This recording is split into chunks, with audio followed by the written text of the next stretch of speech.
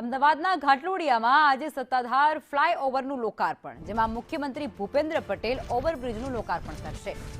AMC દ્વારા કુલ 103.63 કરોડના ખર્ચે બ્રિજ તૈયાર કરાયો છે।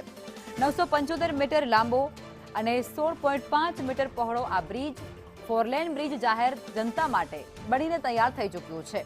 ઘાટલોડિયા સોલા થલતેજ ચાણક્યપુરીની કનેક્ટિવિટી જેને કારણે વધી જવાની છે। વાહન ચાલકોને સીધી રાહત મળવાની છે। ટ્રાફિકની જે સમસ્યા હતી તેમાંથી લોકો પીડાઈ રહ્યા હતા, એ તમામ લોકોને હવે સીધી કનેક્ટિવિટી સારી મળશે અને આ તમામ જે સમસ્યાઓ હતો તેનો અંત આવશે।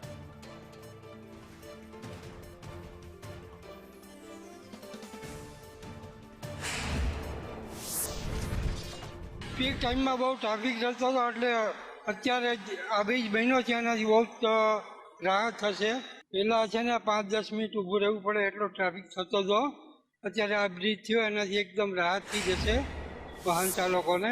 ચૂંટણી પહેલા જ વિકાસના કામોની ભેટ હવે જનતાને મળી રહી છે, જ્યારે અમદાવાદમાં સત્તાધાર બ્રિજ પાસેનો ફ્લાયઓવર બ્રિજની કામગીરી સંપૂર્ણ પૂર્ણ થઈ છે અને હવે આજે બ્રિજ ખુલ્લો મૂકવામાં આવ્યો છે। વાહન ચાલકોને આ ટ્રાફિકમાંથી રાહત મળશે।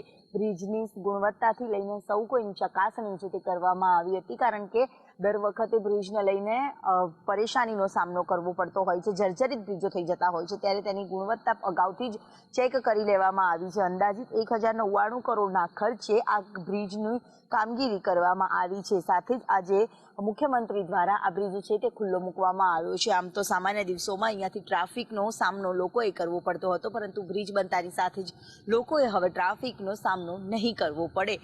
કેમેરામેન મનીષ વાણિયા સાથે દિવ્યા ચૌહાણ, સંદેશ ન્યૂઝ।